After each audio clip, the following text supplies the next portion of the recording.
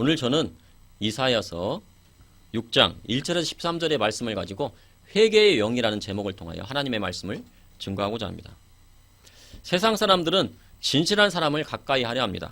거짓된 사람을 보면 피하려 합니다.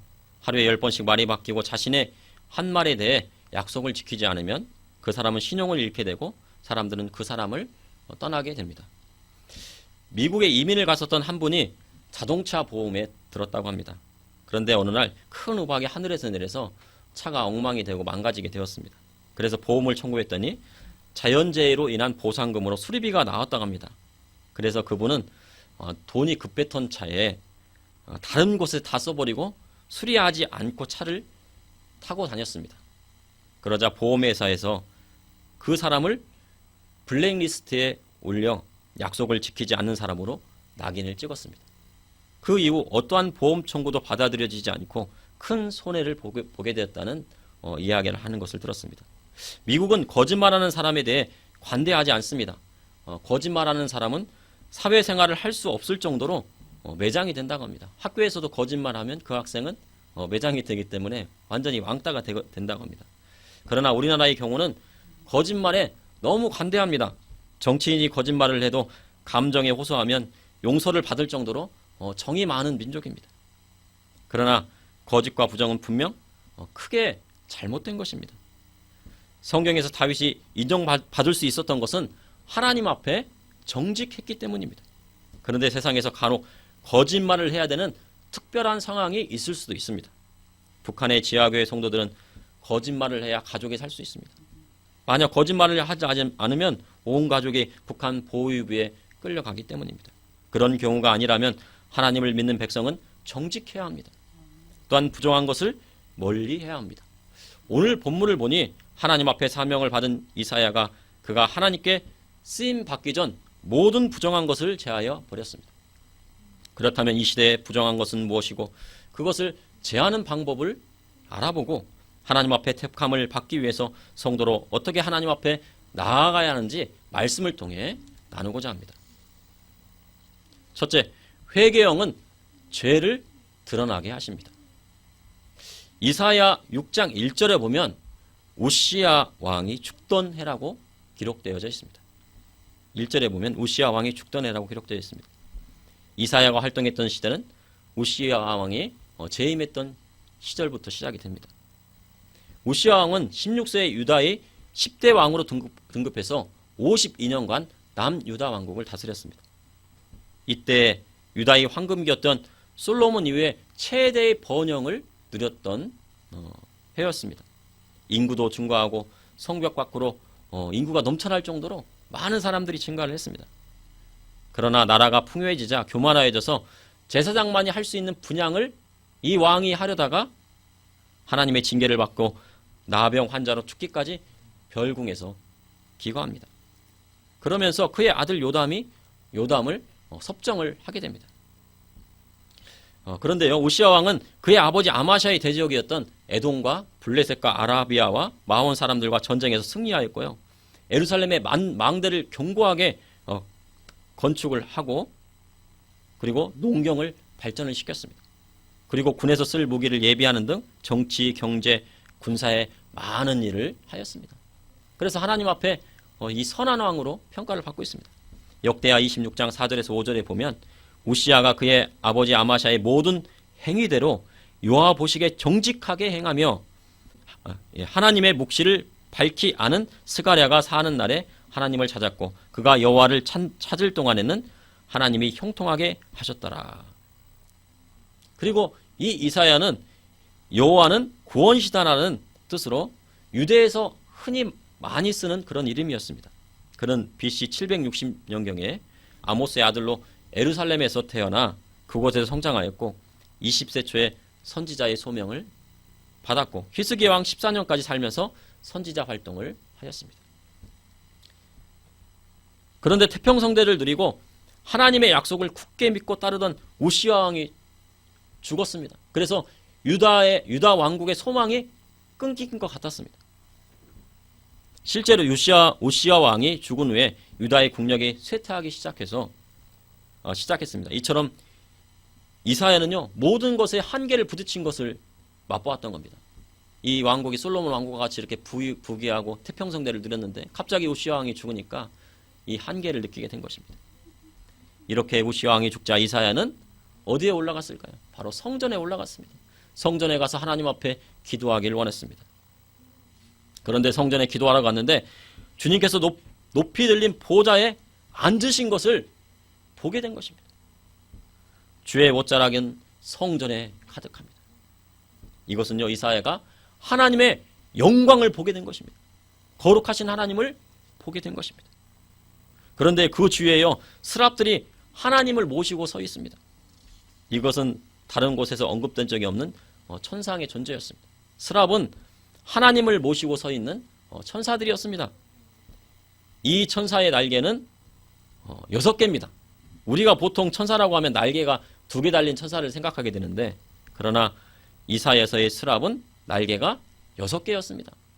그런데 이 6개의 날개를 가지고 2개의 날개는 얼굴을 가리고, 그리고 2개의 날개는 또 자기 발을 가리고, 나머지 2개로는 그것을 퍼덕여서 날고 있습니다.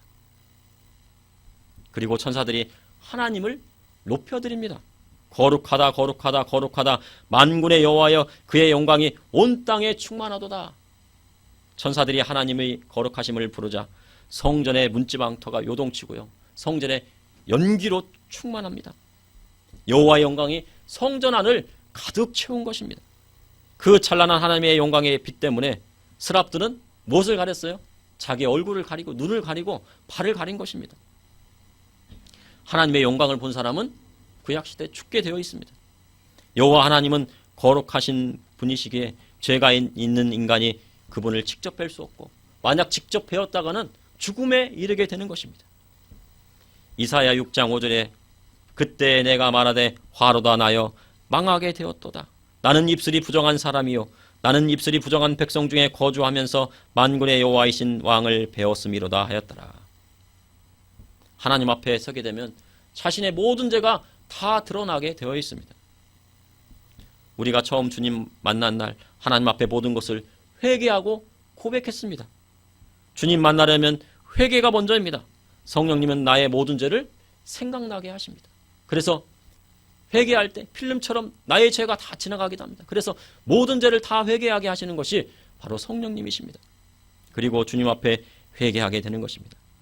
죄의 싹은 사망이요, 죄를 지은 사람이 하나님 앞에 서게 되면 하나님의 거룩함에 우리 몸이 스캔이 되듯이 우리 몸의 죄가 다 드러납니다.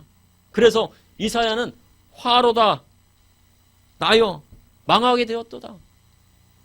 하나님의 영광으로 자기의 모든 죄가 다 스캔이 된 것입니다. 그래서 망하게 되었음을 고백하였습니다. 특별히 이사야는 자신의 입술이 부정하다 하였습니다. 우리의 말은 우리의 마음에서 나옵니다. 하나님 앞에 불평불만하고 하나님을 온전히 믿지 못한 자신의 부정한 입술을 말하는 것입니다. 우시아 왕이 죽은 것에 대한 불평을 하고 있었던 것입니다. 하나님, 이제 어찌하시렵니까? 이 남유다 왕국 어찌하시렵니까? 그러면 우시아 왕의 다음 왕은 누구입니까? 이사야는 이렇게 나라에 대한 염려와 걱정을 하고 있었던 것입니다. 그런데 우시아 왕을 세우신 분이 누구십니까? 바로 하나님이십니다. 이스라엘을 붙잡고 계신 분은 누구십니까? 바로 하나님이십니다. 바로 전능하신 하나님이십니다. 그러니 이사야는 믿음이 부족하고 입술이 부정한 것을 고백한 것입니다. 이 나라는 어찌 되겠습니까? 정치, 경제, 안보, 사회가 불안한데 어떻게 나라가 바로 세워질 수 있겠습니까? 내년의 대통령은 또 누가 되겠습니까? 언제까지 지켜만 보실 것입니까? 이와 비슷한 물음을 하나님 앞에 던지는 사람들이 있습니다. 그런데요, 이처럼 그 말씀을 하나님 앞에 던지는 사람처럼 구약에도 이러한 마음속에 있는 불평불만을 늘어놓던 사람도 있습니다. 왜 우리 민족이 애굽의 바로에게 학대를 당해야만 합니까? 그리고 왜 하나님은 고난당하는 우리 민족을 고통해서 눈 감고 계십니까? 그리고요, 모세는 히브리 사람들이 애굽 사람들이 히브리 사람을 괴롭히자 이 애굽 사람을 돌로 쳐서 죽입니다. 그리고 묻어버립니다. 그리고 그것이 발각되자 40년 동안 도망을 칩니다. 현재 우리나라는 왜 그리 어렵습니까? 더 발전해 나가야 하는데 취업도 안 되고 집값은 폭등하고 요즘 젊은이들은 결혼마저 포기한다고 합니다. 저는 어떻게 언제 결혼합니까? 한때요 출산율이 연간 100만 명이었는데 28만 명으로 떨어진 지 오래입니다. 거의 4분의 1로 떨어졌습니다. 가계부채는 현재 4천조라고 합니다. 나라 빚은 2천조이고 그래서 6천조 빚을 가지고 있으니 원금은 언제 받고 이자는 어떻게 냅니까? 이렇게 부정한 입술을 가지고 따져 무는 사람이 누구입니까? 바로 이사야였습니다. 그리고 우리였습니다. 우리 뒤에는 누가 계세요? 하나님께서 계신데도 불구하고 하나님 앞에 불평하고 불만하고 하나님 우리와 함께 하시는 겁니까? 하나님 정말 우리의 손을 붙잡고 계신 겁니까? 우리와 동행하고 계신 겁니까? 그렇게 물었던 것입니다. 그러나 영광의 하나님을 뵙자 자신의 부정한 입술이 모두 드러났습니다. 그리고 자신을 입술이 부정한 사람이라고 고백하게 되었습니다. 그런데 하나님께서 바로 그 이사야를 사용하십니다. 나라와 민족을 위해 걱정과 염려와 불만을 쏟아내고 하나님 앞에 나아간 이사야를 사용하신 것입니다. 그리고 이사야를 통해 하나님의 말씀을 선포하시고 죄악 가운데 있는 이스라엘 백성의 죄를 드러나게 하셨습니다. 그리고 하나님의 말씀을 선포합니다. 그것이 하나님의 계획이었고 뜻이셨습니다. 그러므로 하나님은 모든 죄를 다 드러나게 하시는 것입니다. 둘째, 회개의 영은 나의 모든 부정한 것을 제하여 버리는 것입니다. 이사야 6장 6절에 그때 그 수랍 중에 하나가 부젓가락으로 제단에서 집은 바 핀 숯을 손에 가지고 내게로 날아와서 그것을 내 입술에 대니 이르되 보라 이것이 내 입에 닿았으니 내 악이 제하여졌고 내 죄가 사하여졌느니라 하더라. 누가복음 5장에 보면 배에서 예수님께서 말씀을 가르치시고 말씀을 다 마치신 후에 시몬에게 깊은 들에 가서 그물을 내려 고기를 잡으라 하시니 시몬이 선생님 우리들은 밤새 고기를 잡았는데 잡은 것이 없습니다. 밤새 잡으려 했는데 잡은 것이 없습니다. 그런데 말씀에 의지하여 내가 그물을 내리리다 하고 그물을 던졌더니요 고기가 너무 많이 잡혀가지고 그물이 찢어지려 합니다. 그래서 다른 사람들에게 도와달라고 하고요. 그래서 2배에다 가득 싣고 왔습니다. 그래서 이제 육지에 올라와가지고 그때 베드로가 예수님 앞에 엎드립니다. 그때 한 고백이 무엇이었습니까? 주여 나를 떠나소서 나는 죄인으로소이다 라고 그가 고백한 것입니다. 주님 만나면 자신의 모든 죄가 다 드러나게 되어 있습니다. 그리고 자신이 죄인임을 깨닫게 됩니다. 우주 만물을 지으신 하나님 앞에 서게 되면 자신이 죄인임을 알게 되는 것입니다. 요한계시록 1장에 보면 요한이 나팔소리와 함께 이 땅에 강림하실 예수님을 환상 중에 배웁니다. 그 위엄과 장엄함을 보고 그때 17절에 내가 볼 때 그 발 앞에 엎드려져 죽은 자 같이 되매 거룩한 우리 주님 앞에 서면 그분의 영광으로 우리는 죽은 자 같이 되는 것입니다. 우리의 죄가 다 드러나게 되어 있습니다. 그때 스랍 중에 하나가 부젓가락으로 제단에 빈 숯을요 손에 가지고 날아와서 그것을 이사야의 입술에 댑니다. 그런데 신기하게도요 그 핀 숯이 닿았는데 입술이 타지 않습니다. 우리가 성령 받을 때 어떻습니까? 손이 불덩이 같고 온몸이 불덩이 같습니다. 그런데 손도 타지 않고 몸도 타지 않습니다. 이것이 바로 성령의 역사인 것입니다. 보라 이것이 내 입에 닿았으니 내 악이 제하여졌고 내 죄가 사하여졌느니라. 우리가 부정한 것을 제하지 않으면 하나님 앞에 나아갈 수 없습니다. 어떤 사람이 있었습니다. 젊을 때 바다 이야기에 빠졌습니다. 바다 이야기 다 아시죠? 바다 이야기에 빠져가지고 그동안 벌어놓은 것 도박으로 다 탕진했습니다. 그러나 그는 하나님을 믿는 믿음이 있어 다시 일어나고요. 그리고 가정을 열심히 꾸려나갔습니다. 그렇게 행복하게 살았습니다. 그런데 갑자기 욕심이 생겼습니다. 본인이 바다 이야기를 한 것이 아니고, 그런데 본인이 사업을 하려고요, 컴퓨터방을 개설했습니다. 이렇게 하면 돈을 벌 수 있겠다. 그런데 그곳은요, 도박을 하는 컴퓨터방이었습니다. 자신의 경험을 살려 돈을 벌려고 한 것입니다. 도박으로 망했는데 다른 사람이 컴퓨터를 통해 도박을 하게 만들었습니다. 어떻게 되었을까요? 망했습니다. 다시 모든 것을 잃게 되었습니다. 그런데 그 마음 안에는 하나님을 믿는 믿음이 아직 남아있다고 합니다. 그런데요, 부정한 것을 제거해 버리지 않으면요, 다시 망하게 되는 것입니다. 그래서 부정한 것을 버려야만이 하나님의 뜻대로 살 수 있는 것입니다. 교회도 마찬가지입니다. 진화론도 믿으면서 창세기 1장도 읽습니다. 수억만 년 전에 우주가 빅뱅으로 형성되었고 몇백만 년 전에 생물이 우연히 생겨나 인간의 조상은 원숭이라고 말합니다. 그리고 또 가리킵니다. 진화론도 믿고 교회도 다닙니다. 우주 만물은 누가 창조하셨습니까? 하나님께서 창조하셨습니다. 전능하신 하나님께서 6일 만에 온 우주 만물을 창조하셨습니다. 그것을 믿으십니까? 아멘. 그런데 교회의 진화론자들이 가져온 불신앙의 이론을 가져와서 혼합하여서 진화론도 믿고 하나님의 그 말씀도 믿으려고 하니 얼마나 그것이 잘못되었습니까? 그런데 진정한 신앙인은 그렇게 할 수 없습니다. 성도는 오직 하나님만 믿는 것입니다. 오직 우리 주님만 믿습니다. 우리나라 합계 출산율이 이제 30만 명이 못 됩니다. 하나님께 사람을 지으시고 생육하고 번성하라고 하셨는데 애를 낳지 않습니다. 힘들고 돈이 많이 드니 애를 낳지 말자고 합니다. 그러나 그것은 하나님의 말씀에 비추었을 때 하나님의 뜻이 아닙니다. 하나님께서는 분명 생육하고 번성하라고 하셨습니다. 많이 낳고 많이 기를 때 하나님께서 축복을 주시겠다고 말씀하신 것입니다. 그 말씀을 믿고 나아가면 자동으로 하나님께서 축복을 주시는 것입니다. 걱정할 필요가 없습니다.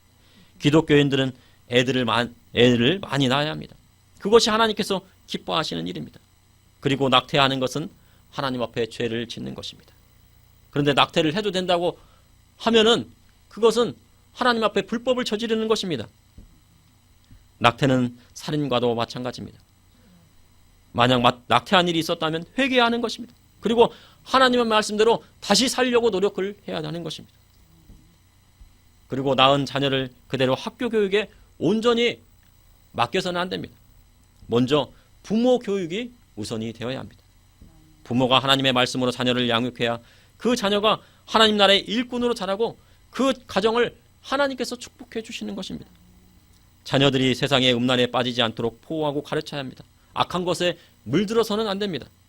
부정한 것을 제하여 버리고 하나님의 말씀대로 가르치고 양육하면 그 자녀를 하나님께서 이끌어 주시는 것입니다.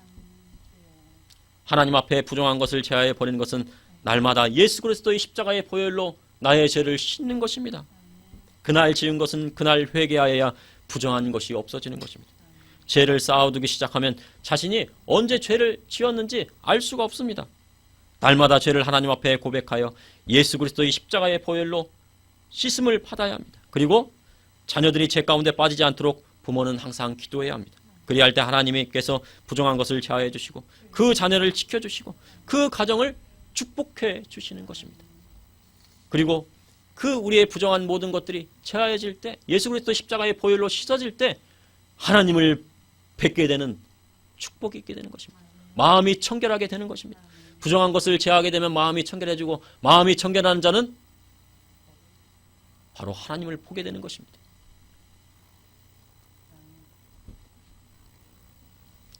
스랍들도 천사들도 날개 6개로 하나는 두 날개는 얼굴을 가리고 두 날개는 팔을 가리고 그렇지만 부정한 것을 제거할 때 하나님을 보게 되는 축복이 임하게 되는 것입니다.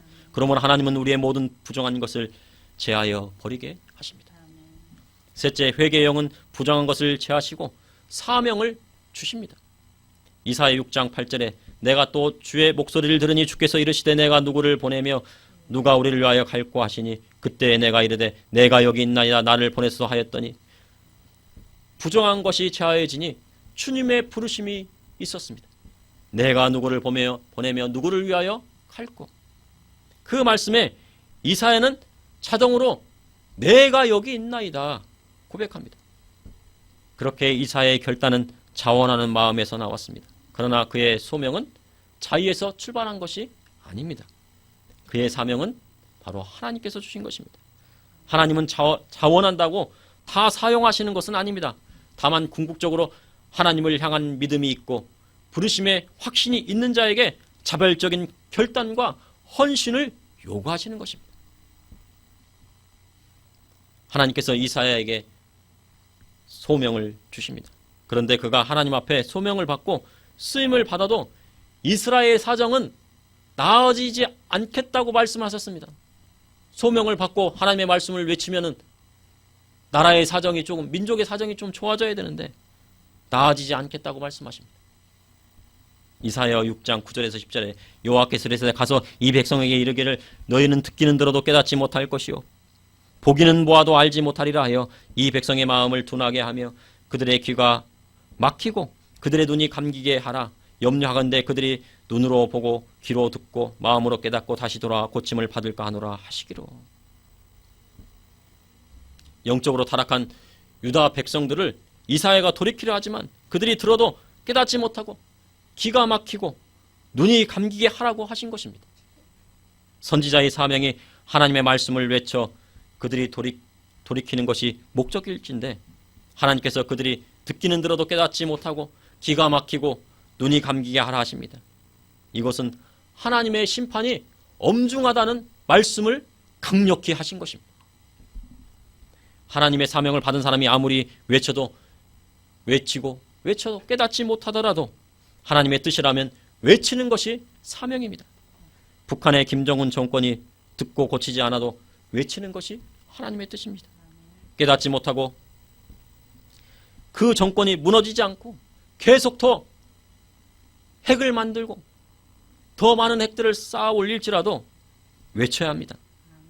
더 악랄해져가도 하나님의 심판을 외쳐야 합니다.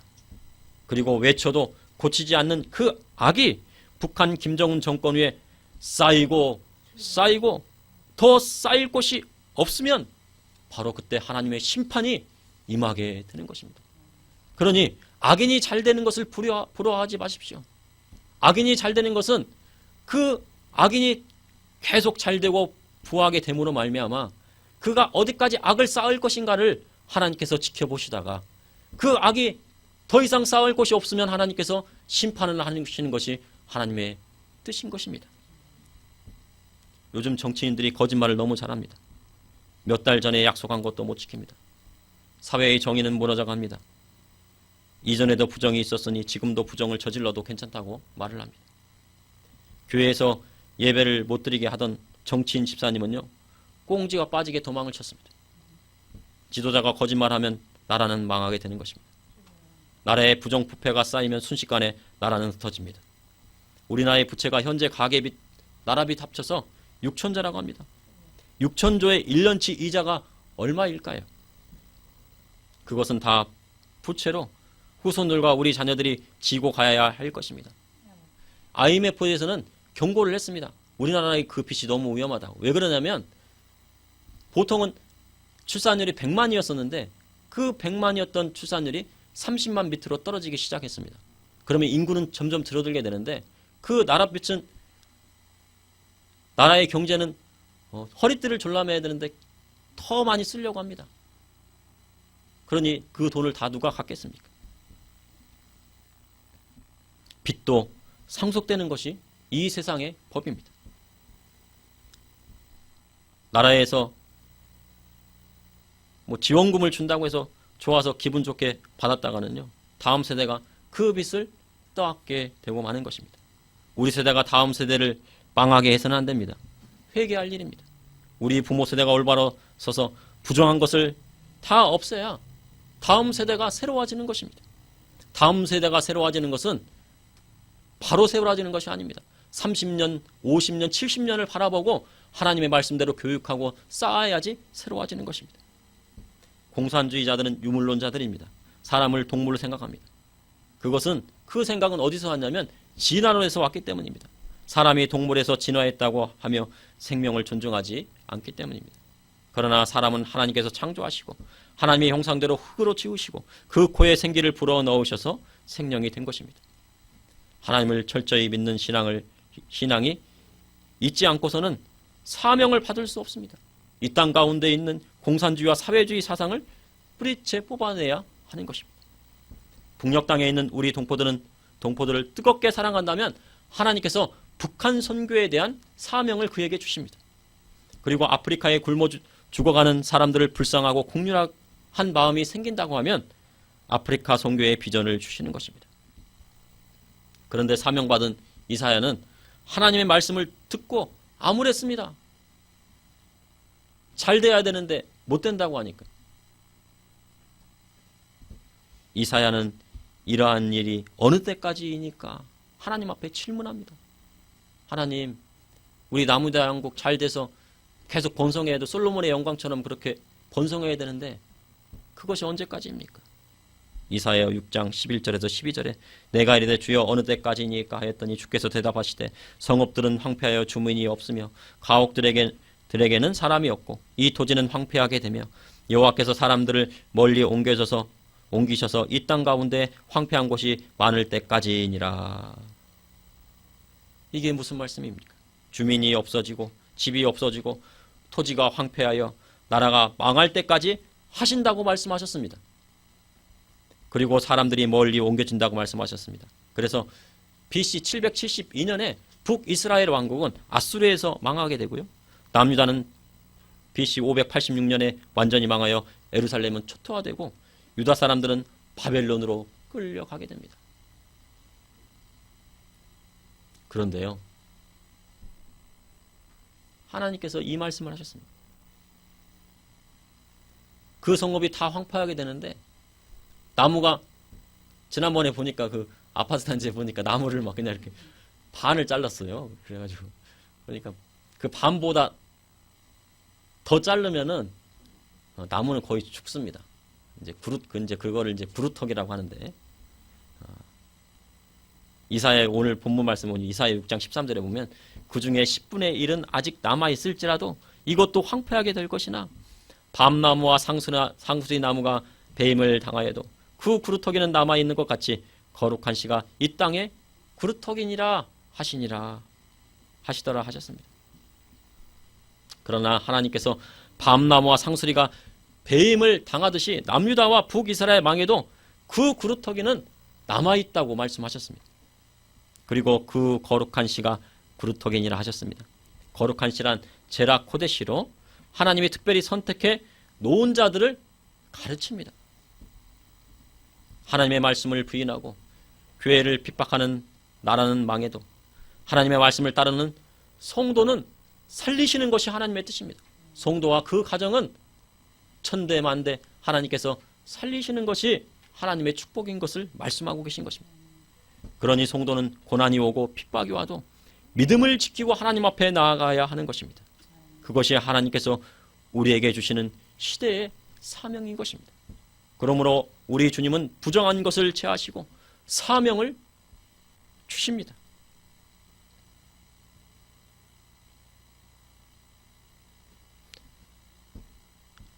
열왕기하 21장 16절에 보면 므낫세가 유다에게 범죄하여 여호와께서 보시기에 악을 행한 것 외에도 또 무죄한 피를 심히 많이 흘려 예루살렘 이 끝에서 저 끝까지 가득하게 하였더라. 이 이사야는 성경에 어떻게 죽었는지 기록되어 있지는 않지만 전해져 오는 말로는 남유다의 악한 므낫세 왕에게 순교를 당합니다. 그 므낫세 왕은 하나님을 경외하지 않는 아주 악한 왕이었습니다. 그래서 자기 자녀들까지 불 가운데도 지나가게 했습니다. 인신제사를 막 우상에 드렸습니다. 그런 악한 왕도 남유다 왕국에서 나오게 됩니다.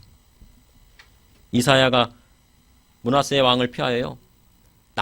큰 나무가 있는데 그 나무에 그 안에가 이제 썩고 그러면 빈 공간이 있는데 그곳으로 숨었습니다. 그랬더니 므낫세가요, 그 나무를 통째로 썰어서 이사야를 죽입니다. 그래서 이사야는 그렇게 순교를 당하고 맙니다. 이사야는 사명받고요. 목숨까지 하나님 앞에 내어드렸습니다. 그러므로 하나님은 모든 죄를 다 드러나게 하십니다. 그 므낫세 왕의 그 악한 죄악으로 말미암아 남유다 왕국은 멸망하게 됩니다. 하나님은 모든 죄를 다 드러나게 하십니다. 그리고 모든 부정한 것을 제하여 버리시고 그 다음에 우리에게 사명을 주시는 것입니다.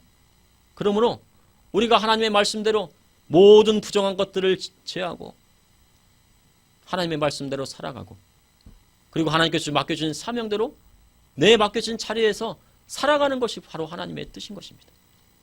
어떤 어려움과 환난과 고난과 핍박이 온다 할지라도 나의 믿음 지키고 나의 믿음대로 하나님 믿는 믿음대로 나아가는 것이 주님의 뜻이고 믿는 성도가 축복받는 하나님의 그 비결인 것입니다. 잠시 기도하시겠습니다. 아버지 하나님, 오늘도 감사합니다. 아버지 하나님, 오늘 수요 예배를 통하여 하나님 앞에 나왔사오니 주여 또한 은혜를 베풀어 주심을 감사하며 하나님의 성령님 함께하여 주심을 감사합니다. 우리 성도님들 주님께서 붙들어 주시고 지켜주시고 아버지여 언제나 하나님께서 지켜주셔서 이 제약된 세상 가운데 구별된 삶을 살며 또한 주님의 말씀대로 삶으로 말미암아 하나님의 놀라운 축복을 받는 우리 성도님 될 수 있도록 인도하여 주시옵소서. 천국 소망 바라보게 하여 주시고 또한 우리 성도님들의 자녀들 아버지 하나님께서 지켜주시고 보호하여 주시고 이 세상 가운데 구별되게 하여 주시고 하나님의 말씀으로 세워지게 하여 주시고 주님 품으로 돌아오게 하여 주시고 인도하여 주시옵소서. 주님, 우리의 마음을 다 드려 또한 예배 드리길 원합니다. 또한 찬양 드리길 원합니다. 또한 세상에 나가서도 하나님의 말씀대로 살아가길 원합니다. 아버지여 그 소망 이루어지게 하여 주시고 천국 소망 바라보게 하여 주시옵소서. 예수님 여러분을 기옵나이다. 아멘.